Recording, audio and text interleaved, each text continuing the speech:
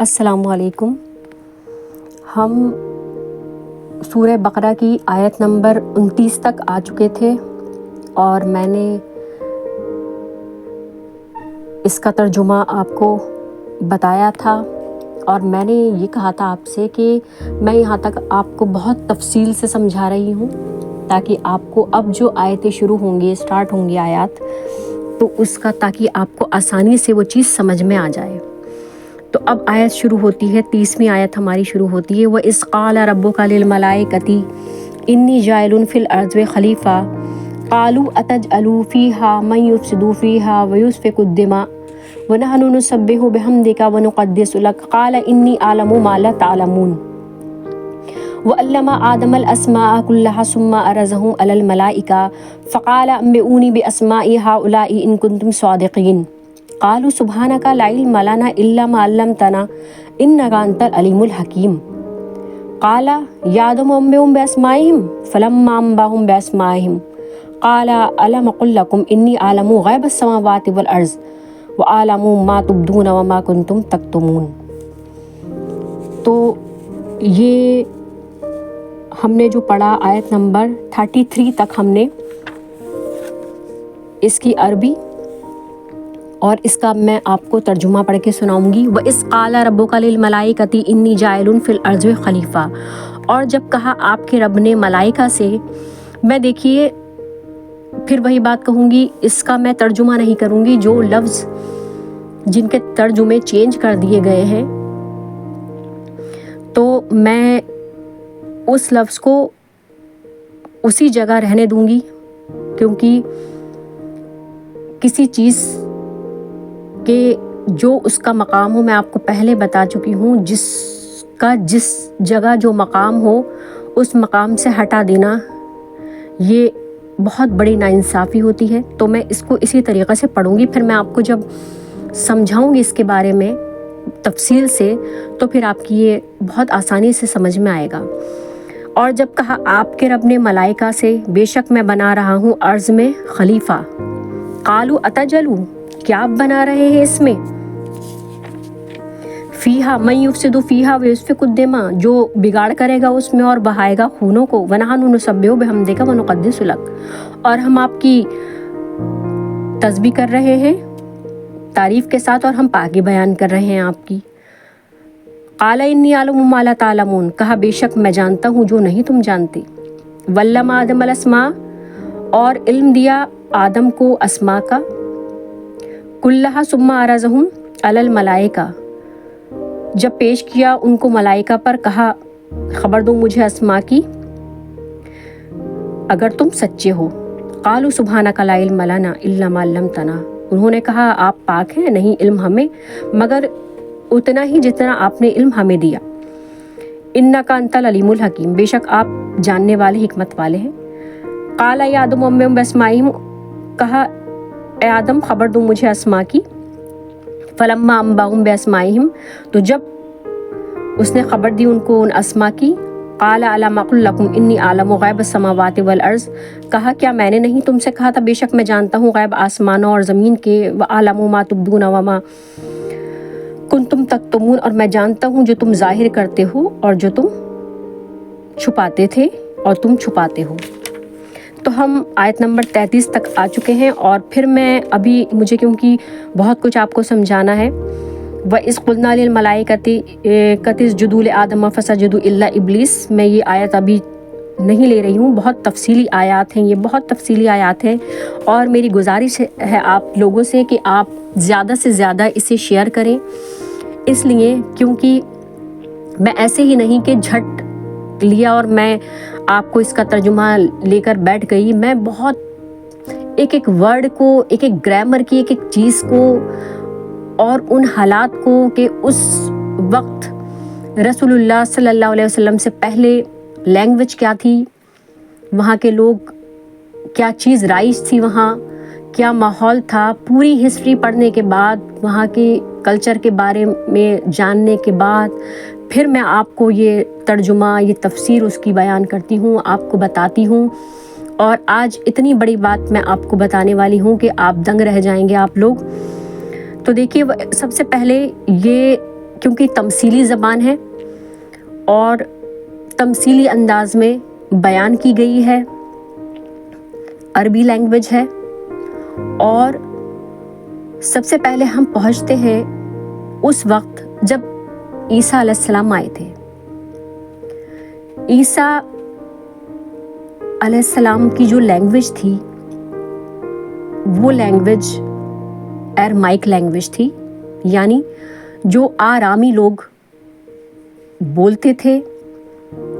اور وہ رائج تھی وہ لینگویج، ٹھیک ہے۔ تو وہ لینگویج عیسیٰ علیہ السلام، کیونکہ رسول اللہ صلی اللہ علیہ وسلم جس وقت تشریف لائے تو اس سے 1000 سال پہلے عیسیٰ علیہ السلام جو تھے ان کا ہمیں ملتا ہے کہ رسول اللہ سے 1000 سال پہلے وہ تھا، ان کی قوم تھی۔ اور یہ لینگویج رائج کہاں تھی؟ دیکھیے سیریا میں اور عراق میں، جہاں جہاں نبی آئے، زیادہ تر اسی سائیڈ میں، شام، فلسطین جسے موجودہ فلسطین ہم کہتے ہیں، عراق میں، اور ان جگہوں پر جہاں جہاں نبی آئے ہیں وہاں یہ لینگویج ایرمائک لینگویج یوز ہوتی تھی، لوگ بولتے تھے۔ اور پھر غور فرمائیے اس بات پر کہ جب رسول اللہ صلی اللہ علیہ وسلم وہاں تشریف لائے اس سرزمین پر، عرب کی سرزمین پر، تو دیکھیے قبائلی زندگی تھی، تجارت ہوتی تھی، زور و شوروں پہ ہوتی تھی، اور ہم پڑھ چکے ہیں کہ تجارت کتنے بڑے لیول پر ہوتی تھی۔ تو دیکھیے جب تجارت ہوتی ہے تو کوئی ایک جگہ سے ایک انسان تجارت کے لیے آتا ہے تو یہ تو نہیں کہ وہی تجارت وہیں کے وہیں ہو رہی ہے، دوسرے ممالک سے لوگ آتے تھے، آنے کے بعد پھر کچھ لوگ وہاں بسے۔ تو یہ لینگویج ایرمائک لینگویج اور عربی لینگویج جو تھی وہ دونوں مکس، جسے کہتے نہیں، اب یہاں ہندوستان میں اردو، ہندی، ہر طریقے کی لینگویج اور مکس ہو گئی، مل گئی لینگویج۔ تو اسی طرح جو ایرمائک لینگویج تھی، قرآن میں کچھ لفظ ایسے ہیں کہ وہ ایرمائک لینگویج میں ہیں، جسے سمجھنے میں بہت وقت لگتا ہے، اور یہی سازش کی گئی ہے کہ ان الفاظ کو بالکل ہی چینج کر دیا گیا ہے تاکہ جو چیزیں واضح ہونا چاہیے وہ ہمیں بالکل اس کا پتہ ہی نہیں چلے، واضح نہ ہو۔ اور یہ ہے، تو دیکھیے یہ میرا تھا کہ میں آپ کو اس کے بارے میں، ایرمائک لینگویج کے بارے میں آپ کو بتاؤں تھوڑا سا، اور میں نے اس کو ریسرچ کیا ہے۔ یہ بہت قدیم لینگویج ہے، اور عیسیٰ علیہ السلام کی تو یہ سرزمین کی لینگویج ہی وہیں کی تھی، اور یہودی، عیسائی، کیونکہ ذکر زیادہ تر رسول اللہ صلی اللہ علیہ وسلم کے جب ہم ان کے بارے میں جب ہم پڑھتے ہیں تو زیادہ تر عرب میں یہودی اور عیسائی تھے، تو وہی ان کی لینگویج بھی ظاہر سی بات ہے کہ وہی لینگویج ہوگی ان لوگوں کی بھی۔ تو اب یہ تمثیلی انداز میں ہم یہ سمجھتے ہیں کہ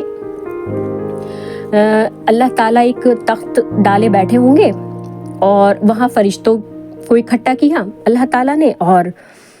آدم علیہ السلام ہوں گے، ان کو کھڑا کیا، اور یہ اسی وقت ساری چیزیں ہو گئی ہوں گی لیکن دیکھیے یہ تمثیلی لینگویج میں ہے، یہ دیکھیے پھر میں آپ کو بتاؤں، میں پہلے بھی کئی بار یہ آپ کو سمجھا چکی ہوں، بہت اچھے طریقے سے سمجھا چکی ہوں کہ عرب میں یا تو یہ رواج تھا کہ بہت کم لفظوں میں بہت بڑی بات، گہرائی والی بات کہنا، یا پھر قبائلی زندگی تھی، جب قبیلے نکلتے تھے تو اپنا ٹائم پاس کرنے کے لیے وہ کہانی کہنے کے لیے کھڑا ہوتا تھا، تو ایک کہانی کے طور پہ یہ ان کا انداز تھا۔ اسی طرح سے دیکھیے جس جگہ جس دیش کا جو انداز ہوتا ہے اس پہ نظر رکھ کے اس چیز کو کیا جاتا ہے کہ اس کا ٹیسٹ کیا ہے اسی ٹیسٹ کے حساب سے، اس کے ماحول کے حساب سے اس چیز کو سمجھانے کے لیے اسی طریقے کو اپنایا جاتا ہے۔ اور یہ قرآن کی شان جو ہے نرالی ہے کہ اللہ تعالیٰ نے اتنا دھیان رکھا اس چیز کا قرآن میں کہ انہی کے حساب سے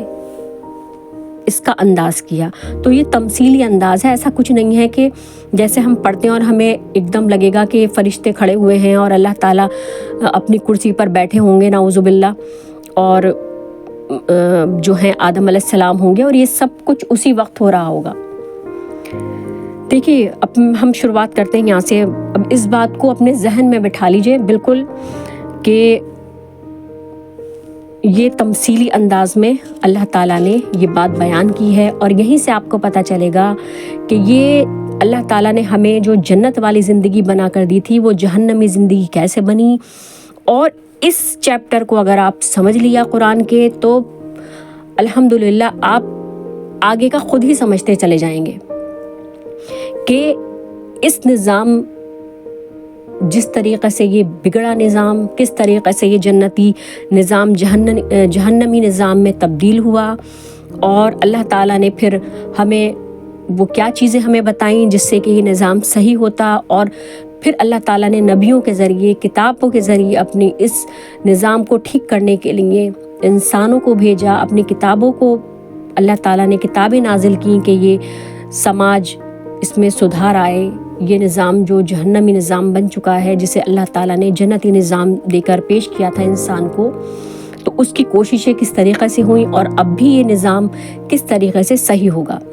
ایک انسان ہوتا ہے جسے نالج ہوتی ہے اور ایک انسان ہوتا ہے جسے نالج نہیں ہوتی، تو اس جسے نالج نہیں ہوتی اسے نالج حاصل کرنے میں بہت وقت لگتا ہے، اور جسے نالج ہوتی ہے فوراً بتا دیتا ہے۔ تو قرآن اس لیے بھی پڑھنا ضروری ہے کہ یہ جو جہنمی نظام ہے، یہ جو ایک ہلچل سماج میں مچی ہوئی ہے، تو یہ اس کا ایک وجہ کیا ہے، اس کا کارن کیا ہے، تو وہ اس میں ہم سمجھیں، غور کریں۔ تو میں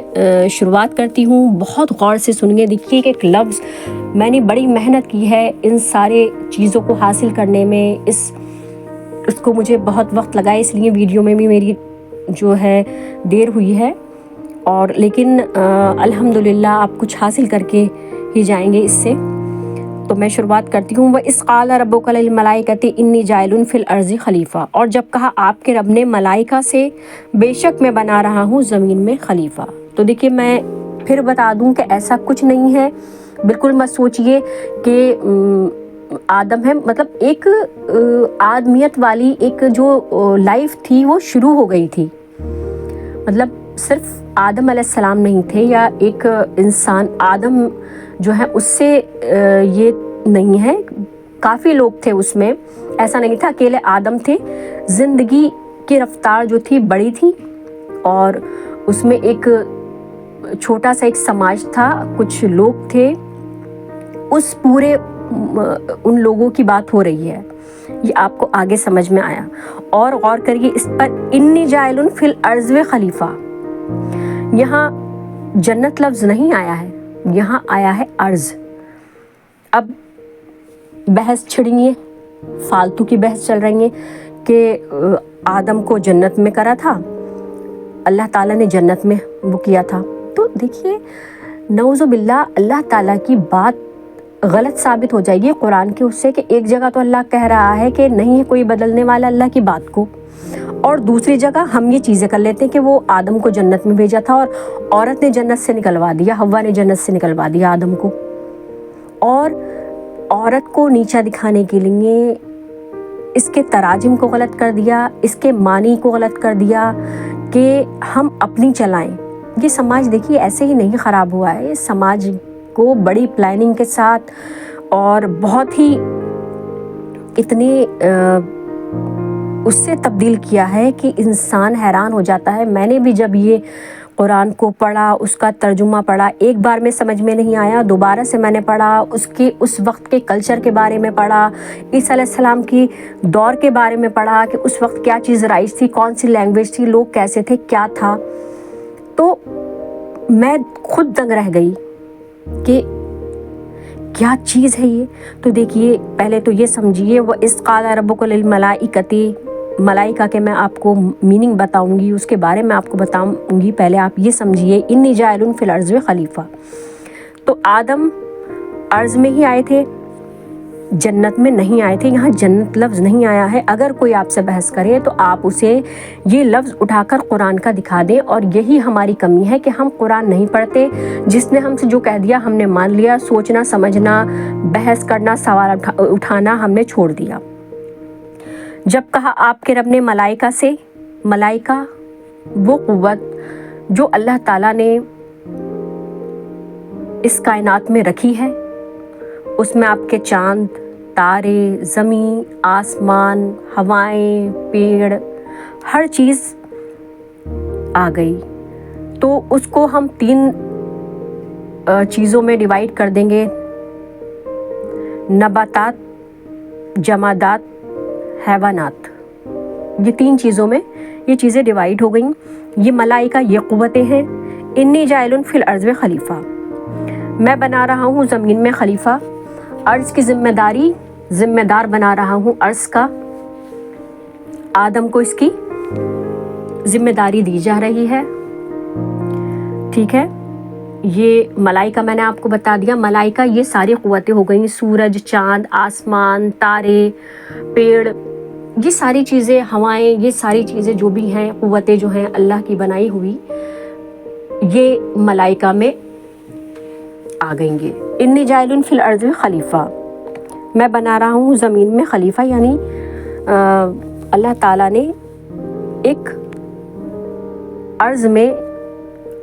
جو ذمہ داری اللہ تعالیٰ دے رہا ہے، یہ تمثیلی زبان ہے، اس کو اسی انداز سے، لیکن آپ سمجھ لیجیے کہ یہ تمثیلی انداز ہے۔ قالوا اتجعل فیہا من یفسد فیہا ویسفک الدماء، تو انہوں نے پھر ان قوتوں نے کہا کہ کیا آپ بنا رہے ہیں اس میں جو بگاڑ کرے گا اس میں اور بہائے گا خونوں کو؟ تو دیکھیے خلیفہ مطلب خلیفہ ذمہ داری، اور جب کوئی ذمہ دار بنتا ہے تو وہ آزاد ہوتا ہے اپنے فیصلے لینے کے لیے، کرنے کے لیے، اور اسے اختیار ہوتا ہے۔ تو یہ قوتیں سمجھ گئی تھیں کہ جب اسے اختیار دیا جائے گا تو یہ اپنی منمانی کرے گا، اور انہوں نے بھانپ لیا ملائکہ نے کہ وہ اس میں بگاڑ کرے گا اور خون خرابہ ہوگا۔ جب ایک انسان آزاد ہوگا تو ظاہر سی بات ہے، جب انسان کو آزادی ملتی ہے تو وہ اپنی منمانی کرتا ہے، اپنی منمانی چلاتا ہے۔ وَنَحْنُ نُسَبِّحُ بِحَمْدِكَ وَنُقَدِّسُ لَكَ، اور انہوں نے کہا ہم تسبیح کر رہے ہیں آپ کی پاکی بیان کر رہے ہیں ہم، یعنی ہم مانتے ہیں کہ اے اللہ تو ایک ہے اور پوری کائنات تیرے حساب سے چل رہی ہے، ہم جو ہیں تیری منمانی نہیں کر رہے ہیں، ہم تیرے ایک اشارے پر ہیں، تو کہتا ہے اسی حساب سے ہم اس نظام کو تیرے حساب سے ہم چلا رہے ہیں۔ تو یہ ہم دیکھ چکے ہیں، سورج جس وقت اسے نکلنا ہے وہ اس وقت نکلتا ہے، کسی دن وہ یہ نہیں کہتا کہ آج میں تھکا ہوا ہوں، یا آج میں نہیں نکلوں گا، یا آج میں نہیں غروب ہوں گا۔ تو اس میں یہ باتیں آ گئیں، اور کیونکہ ارادہ اور اختیار لے کر آدم آ رہا تھا تو ظاہر سی بات ہے جسے ارادہ اور اختیار ملے گا تو وہ تو اپنی منمانی کرے گا۔ اور دیکھیے یہاں سے ایک بات سمجھیے کہ جو ہم نے اتنی کہ نفل اور یہ اس مہینے کے روزے، اس مہینے کی عبادت، تو عبادت اللہ تعالیٰ ملائکہ کر تو رہے ہیں، ہم تسبیح کر رہے ہیں، تعریف کر رہے ہیں، پاکی بیان کر رہے ہیں، یعنی ہم شرک نہیں کر رہے، ہم مانتے ہیں کہ اس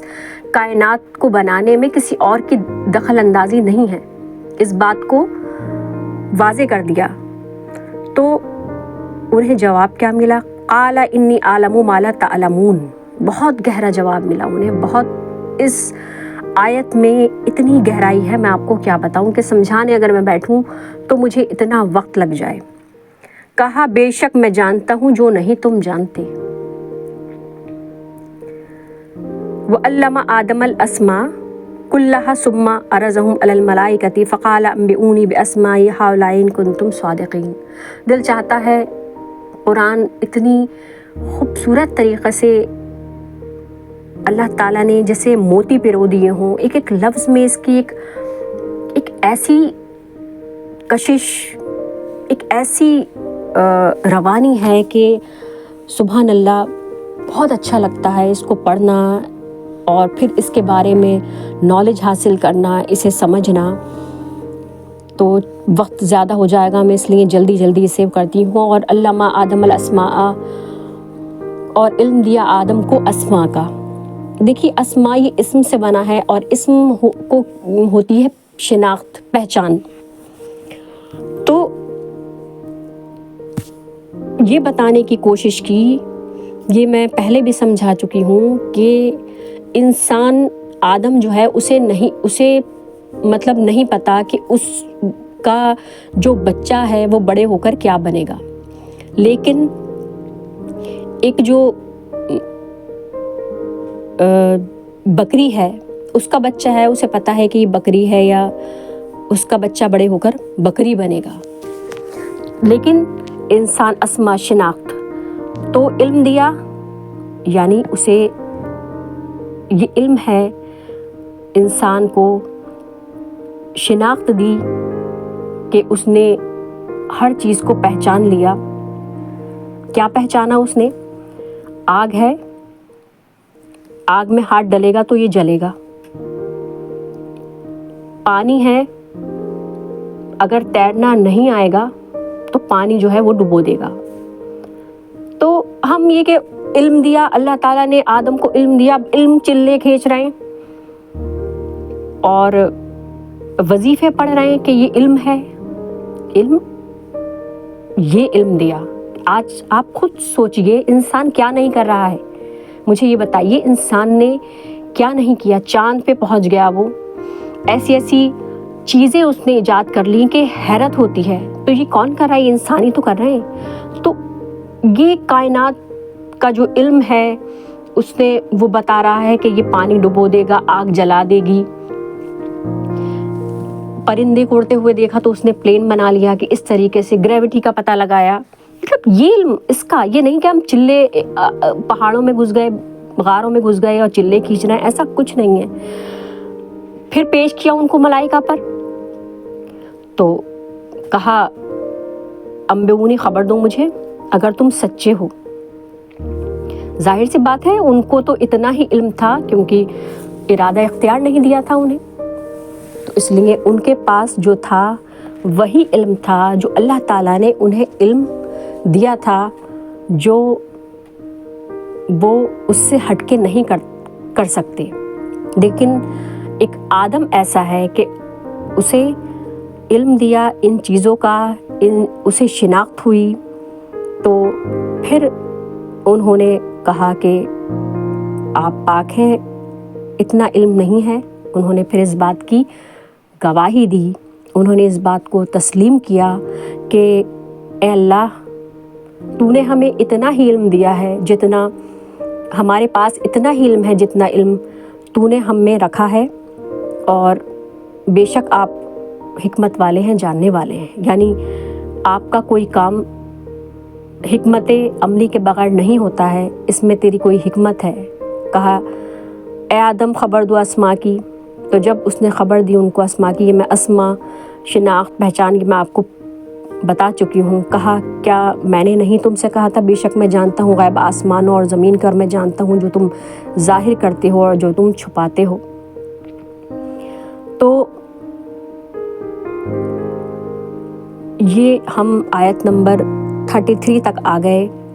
اور یہ وہی تمثیلی لینگویج چل رہی ہے۔ تو یہ ایسا نہیں ہے کہ ایک آدم، ایک انسان کی داستان چل رہی ہے، یہ کئی لوگوں کی، کئی مطلب جیسے کہ ایک آبادی ہوتی ہے اور ایک چھوٹا سا ایک سماج، ایک چھوٹی سی وہ بن جاتی ہے، تو یہ اس کا ذکر ہے، اکیلے آدم کا ذکر نہیں ہے، یہ تمثیلی لینگویج میں اسے بتایا گیا ہے۔ ملائکہ کے میننگ، ملائکہ سے مراد یہ کائنات، یہ پوری کائنات کا جو نظام چل رہا ہے اس میں آپ کے جو یہ چیزیں ہیں، یہ چیزیں آ گئیں آپ کی۔ اور خلیفہ جو ہے وہ ایک خلیفہ جو ہوتا ہے ایک ذمہ داری دینا کسی کو، یہ میں نے آپ کو بتا دیا۔ اور اس کا میں نے آپ کو بتایا کہ